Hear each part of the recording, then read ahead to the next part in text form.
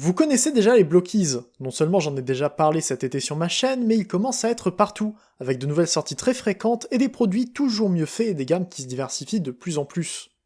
Ils m'ont envoyé tout ce qu'ils avaient à propos de Transformers One, et je vous présente tout ça aujourd'hui. Transformers One, c'est possiblement le meilleur film Transformers qui existe. J'en ai déjà parlé brièvement, mais je peux aussi ajouter qu'il est le premier à rassembler tout le monde. Je ne crois pas avoir vu un seul fan dans la communauté qui n'aime pas le film, puisqu'il arrive à concilier tout le monde.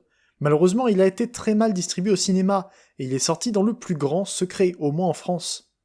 C'est une erreur monumentale de Paramount qui aurait pu gagner gros en parlant un peu plus de ce film, qui est très divertissant et assez profond. Cet envoi de Blockies consiste en une boîte de Galaxy Version et 4 Classic Class. Les Galaxies sont des petites figurines simples, un peu déformées, qui viennent en vague de 9 plus une version rare. Dans chaque boîte, on est certain d'avoir tous les personnages, mais l'un d'entre eux peut être un exemplaire entièrement peint, ce qui m'est arrivé ici. Les personnages représentés sont tous aperçus dans le film, et d'ailleurs je tiens à signaler qu'il y aura des spoilers pour One dans cette vidéo. C'est évident mais on sait jamais, je parle de tout le film. Maintenant que je peux donner des informations sur le contenu, je peux enchaîner avec les figurines de façon plus précise. Je commence avec les 5 Cogles de la vague. Orion Pax, B127, Ironhide, Wheeljack et Hound. Tous sont très beaux, et Ironhide me plaît bien plus ici que dans sa version G1 de la première vague. Les couleurs sont jolies et les détails sont nombreux, notamment avec des ceintures peintes pour tous les personnages, à la différence des galaxies précédents. Parlant de différence, cette vague donne moins de grappes à détacher qu'avant, puisque leurs coudes et leurs genoux sont maintenant préassemblés et plus solides. Mais ils compensent en offrant plus souvent des modèles complexes, notamment avec les têtes, où les yeux sont à présent des pièces séparées des visages. Les mains inclus sont quand même les mêmes qu'avant, avec 2 options à chaque fois, et les pieds de tous les personnages de la vague sont identiques, sauf pour B127, bizarrement. Ensemble, les Cogles donnent très bien, et peuvent reproduire pas mal de scènes du film. Je me suis pas amusé à tout faire ici, parce que j'avais déjà beaucoup à présenter. Je continue avec Sentinel et le Death Tracker. Le Death Tracker est celui qui me plaît le moins de toute la vague, à cause des détails lisses et du manque de couleurs. C'est correct par rapport au film de mémoire, mais en main je le trouve pas intéressant. Pourtant, les ailes sont uniques, et il a des canons en plus. Et Sentinel est juste superbe, très mignon avec cette grande tête et très brillant grâce à beaucoup de pièces dorées. C'est d'ailleurs lui qui a droit à la boîte la plus lourde du pack si vous voulez chercher un peu. Ses grandes ailes sont superbes, ses détails sont très bien faits, et il a une construction unique et plus complexe que tous les autres. Il est pas plus grand, mais il en impose, même avec un visage aussi mignon. Et si on n'est pas d'accord, il a son épée en 2 parties pour nous faire changer d'avis. Et bien sûr, il faut pas oublier D16 et Optimus. Malheureusement, on a D16 avec Cog et Orion sans Cog, et pas de Megatron pour aller avec Optimus. Chacun a 3 formes dans le film, mais aucun duo ne peut être fait avec ces deux-là. D16 est joli, mais il me convient pas autant que je voudrais. Déjà, cette vague inaugure des nouveaux avant-bras avec les ports en dessous, ce qui est une très mauvaise idée pour lui donner son canon. Ensuite, son visage me plaît pas trop. Je sais pas si c'est la peinture blanche avec les yeux jaunes sans trop de contraste, ou le casque qui me semble rabattu vers l'avant, mais je le trouve bizarre. Et enfin, il a le sticker de Megatronus sur l'épaule, mais aussi le logo encore brûlant sur le torse. On peut cacher le sticker en échangeant les épaules, mais on ne peut pas lui enlever le logo du torse, et je trouve ça dommage. Il ne correspond donc à aucune scène du film telle quelle, et même si j'aime la référence, je trouve que c'est pas parfait. Par contre pour Optimus c'est une toute autre histoire, la version peinte est magnifique. Il est très brillant, encore plus que Sentinel, au point où on dirait du métal. Il y a de la peinture quasiment partout, ça le rend magnifique à regarder. En plus de ça, ça a l'air très durable. Il a aussi pas mal d'accessoires, avec son fusil et sa hache qui me fait un peu peur à mettre et enlever du poignet. Mais c'est une bonne inclusion qui permet de refaire encore plus de scènes du film. Et c'est ça qui est amusant avec les galaxies. On peut revoir le film, ou au moins quelques parties, de façon simple et amusante. C'est des petites figurines pas chères qui permettent de revivre les meilleures apparitions de ces personnages. Mais si on veut revoir encore mieux le film, on a les Classic Class. Comme d'habitude, on les retrouve dans de magnifiques boîtes irisées, et chacune d'une couleur différente. Elita One, Megatron, Optimus et Sentinel sont les 4 premiers Blockies classiques de One, et changent complètement la façon de les monter.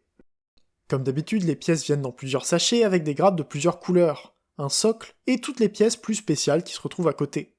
J'aurais voulu montrer les pièces de Sentinel en particulier, mais j'ai pris une photo qui a planté pendant l'export, et donc je l'ai perdue. Donc vous pourrez pas voir la dizaine de grappes qu'il constitue. La construction se fait très facilement, mais sans être ennuyeuse ni simpliste. On n'est pas sur du gunpla de haut niveau, mais c'est pas ce qu'on recherche avec ces kits. J'ai fait les 4 dans la semaine, en prenant environ 1 heure pour chacun. Ceux qui étaient sur le serveur Discord de l'Arche ont d'ailleurs pu voir la construction en direct. Je commence avec Elita, qui est la première que j'ai construite. Elle est très jolie, avec des proportions très proches du film et de jolis détails, ce qu'on pourra dire des 4 classiques. Son socle vient avec des effets roses, ce qui est un peu évident mais qui n'offre pas beaucoup de contraste avec la figurine. Comme tous les classiques, ses yeux s'illuminent grâce à des piles dans le torse, incluses dans la boîte. Y a aucune installation à faire, juste une languette à retirer pour qu'un petit coup dans le dos active les lumières pendant une vingtaine de secondes environ. Ça la rend tout de suite plus vivante, tout comme ses 2 paires de mains et son fusil. Elle a de bonnes articulations, même si j'aurais peut-être aimé un peu plus au niveau des hanches. C'est aussi un point que je remarque avec tous les classiques, mais j'aurais aimé un peu plus d'amplitude aux hanches et aux pieds, juste parce qu'il n'y a pas de transformation pour les bloquer. Bien sûr, il fallait que les détails fonctionnent dans toutes les poses, mais le dynamisme du film m'a donné envie de faire des mises en scène qui sortaient un peu des limites des figurines. En tout cas, avec des couleurs aussi jolies et une construction si précise, Elita est une superbe figurine, moins chère que les 3 autres, qui me plaît vraiment beaucoup. Je continue avec Megatron, qui est déjà plus massif. Là encore, ses yeux s'illuminent en rouge, et la construction lui donne aussi un petit cog illuminé qu'on peut voir en ouvrant le torse, mais ça donne pas super bien. J'adore ce design qui donne un aspect industriel à Megatron avec ses couleurs et ses formes, notamment ses grandes jambes très carrées. Son casque tape un peu dans les côtés du buste, mais à part ça, il est très agréable en main. Même s'il n'a pas beaucoup d'amplitude des chevilles vers l'intérieur, il peut quand même très bien remonter ses pieds, ce qui me plaît plutôt bien et que je dois encore voir comment bien utiliser. En tout cas, il a une bonne surface d'appui qui le rend stable, même si les bases permettent de maintenir les classiques en place dans la plupart des poses. Parlant de base, les effets de Megatron sont rouges, ce qui lui va très bien. Megatron n'a que 2 accessoires, c'est sa 2e paire de mains. Mais avec ces 2 canons, je pense que c'est suffisant. D'ailleurs, j'ai remarqué que les pièces argentées sur l'avant-bras gauche et le canon sont identiques, ce que j'aime beaucoup puisque les avant-bras en eux-mêmes sont asymétriques. Malgré son manque de couleur, il a quand même plusieurs teintes de gris qui le rendent plus intéressant à regarder et à construire que ce qu'il aurait pu être.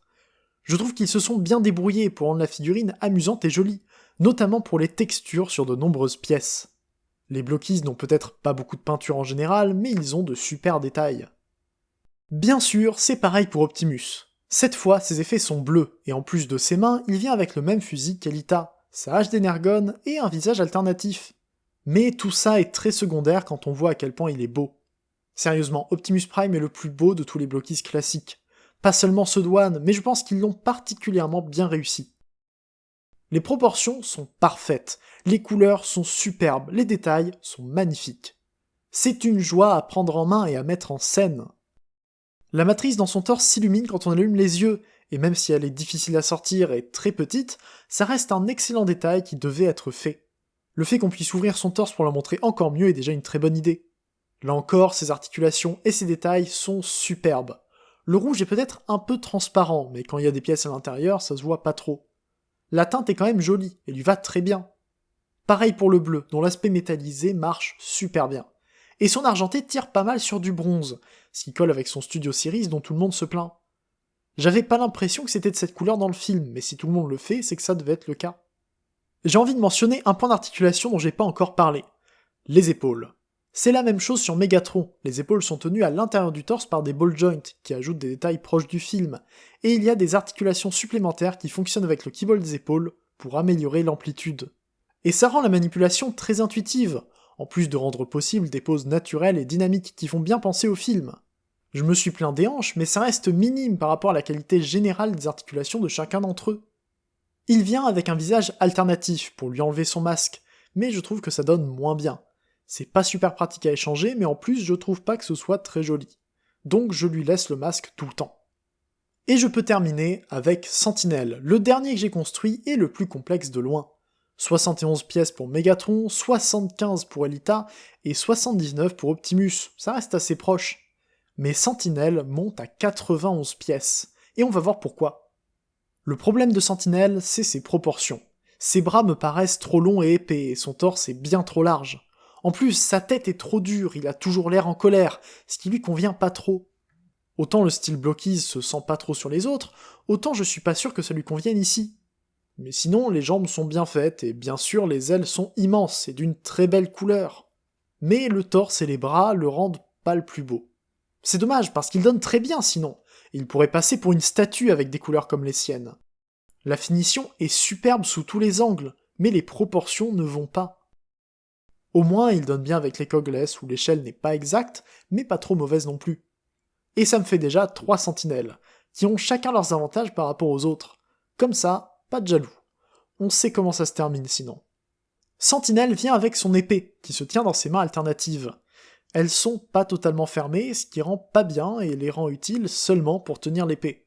C'est dommage, mais c'est pas la seule arme possible. Il suffit de décaler les pièces de l'avant-bras pour lui donner un canon. Alors bien sûr, c'est sympa, mais ça explique pas le nombre de pièces, ni le nombre d'accessoires devant le socle.